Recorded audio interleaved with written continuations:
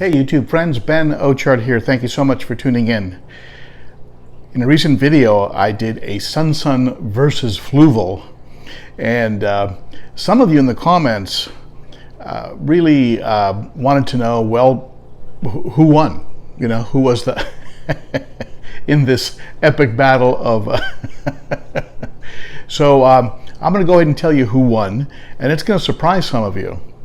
But in my mind, what occurred in that video, the failure of the purge valve at the bottom of the Fluval forced me to use a backup filter, a SunSun 704B that I had in storage, and so it gave me an opportunity to do a true test to determine which one of those two, as a standalone filter on an aquarium, did, in my mind, the better job.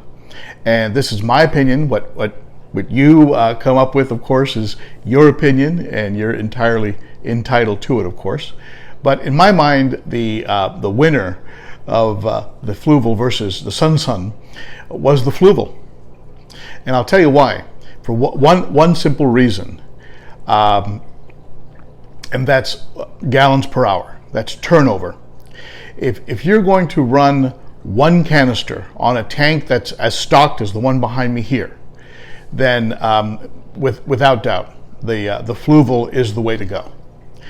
And so I've gone ahead and repaired the Fluval. I've replaced the purge valve, and I've gone ahead and put into place the sponge pre-filter that I picked up from Corey over at the Aquarium Co-Op.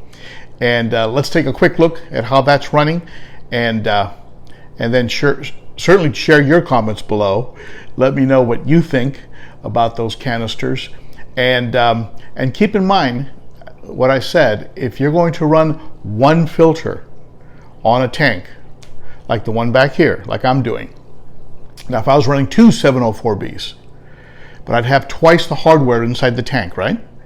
But I feel that would be comparable in water turnover and to that Fluval. The Fluval, of course, creates a over 500 gallons with media, and also because of this water pressure, it's almost like having an extra power head in the tank. So it gets the detritus stirred up and, of course, sucked up by the intakes. So that is the declared winner of that battle. But let's take a look at how I set up that Fluval and how I put it back onto this tank, and got everything back to the way I prefer it to be. So the first task was to replace that purge valve that had failed, and that was a real simple swap out. I was able just to pop it in place, and it just clips into place. Very, very simple. And then I just pressure tested it, made sure it was functioning correctly, that water was flowing out of it the way it's supposed to, and most importantly, when you shut it, that no water was leaking from anywhere. So I tested it, and it was doing exactly what it was supposed to be doing, and so that part of the repair was finished, and now I just needed to put the filter back together and put it on the 100. So I took the SunSun 704B off of the 100, put it here in the sink, and this is some of the media that was originally in the Fluval when it failed, and I just simply put it into this backup filter that fortunately I had in storage. So I had to move quickly because I didn't want this media to have any loss of beneficial bacteria. In this first pouch, I have shells and coral, just sort of an old school trick for buffering the water. You just put some shells and coral in your filter, in your canister, and it will release calcium, magnesium into your water and help to buffer. You can see here some shells and coral. It's essentially the substrate I have in the 60 and also in the 150 is inside of this mesh bag. I have to do that because I don't have aragonite or a coral substrate in the 100. I just have black sand, so that doesn't help with buffering at all. So I had to do a workaround by putting those shells in the filter. Next, I have a bag of pumice, which is essentially like it's lava rock basically, and some people feel this is Seachem pond matrix, basically the same thing, but it's garden stone, grow stone. You can buy it in any garden shop and gardening supply shop or hardware, and so I have it in there, and also in a mesh bag, one of those micron bags.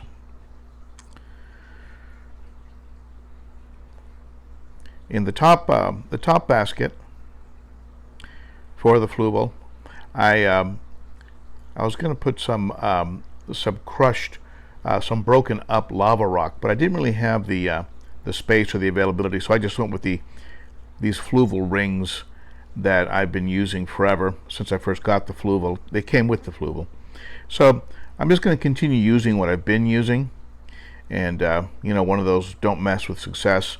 It's working, so why fool around with it? So I have those Fluval rings in there for bio, and of course I have some these old sponge-filled bio balls that I've had for years, and yeah, they do a good job, and they're adequate. And if you look at the fish, things are working, so I didn't want to mess and change anything. So I didn't have room for that broken up lava rock that I was going to break up, I talked about in that last video. So at any rate, I went with this combination. The bottom sponge of the SunSun, of course, is mechanical sponges, which I don't need because, of course, you have sponges all around in the Fluval FX6. The water circulates through that mechanical filtration on the outside of the baskets and then travels up to the top and then down the middle on its way back to the pump and ultimately back to the tank. It's really important to understand the flow of your canisters so that you can set them up correctly. So these baskets were now ready to go into the large bucket that makes up the Fluval. And as it's almost impossible to set these up incorrectly just the way they're laid out, I put one layer of pinky floss at the very top, white side up, of course, because water is traveling down the canister. So a layer of pinky floss at the very top to give the water a polish before it hits the biomedia. And so this canister was now completely set up, and I wanted to hurry it over to the tank so I could fill the canister with aquarium water, and that way it could keep that biological bacteria alive and well, and so it can do its job once the filter was up and running. I had to do a little bit of an adaptation here. I had a piece of mesh, and I cut into it, and I attached these small suction cups, and that mesh and suction cups are going to hold down the sponge filter that I picked up from Corey over at the Aquarium Co-Op. I just completed the job, and I'm already noticing a difference in water clarity. And of course, when you have better water clarity, you have better looking fish.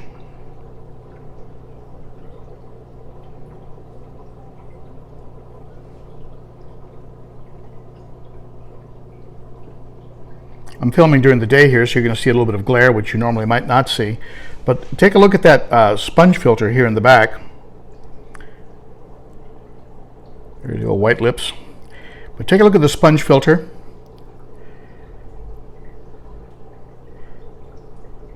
You can see the way I've strapped it down.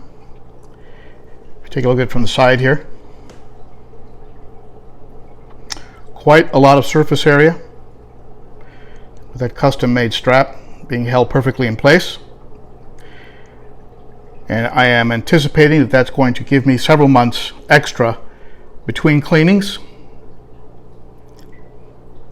And I didn't notice any diminished flow in the water coming out of the outputs, which are hard to see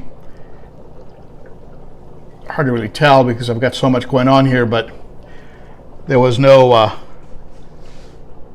the outputs are very, very strong, and so the sponge filter doesn't seem to be clogging anything up.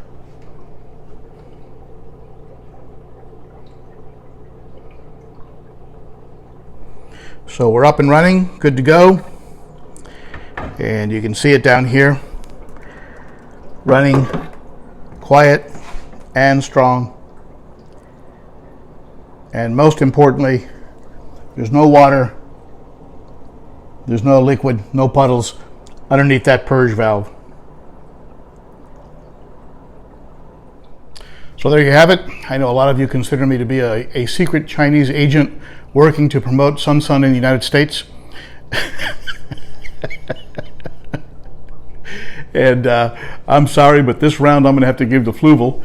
It is giving me a noticeable difference immediately in both water quality, and as a result of that water quality, some real pop in the colors of the fish, which is something, of course, we love to see. Okay, so that's it for me. Be sure to comment below, share your thoughts, and the Convo gang gets into some great conversations. I love reading them. So be sure to comment below, rate, hit that bell. I'll put it over here. Hit that bell and subscribe. And I really appreciate you stopping by. That's it for me.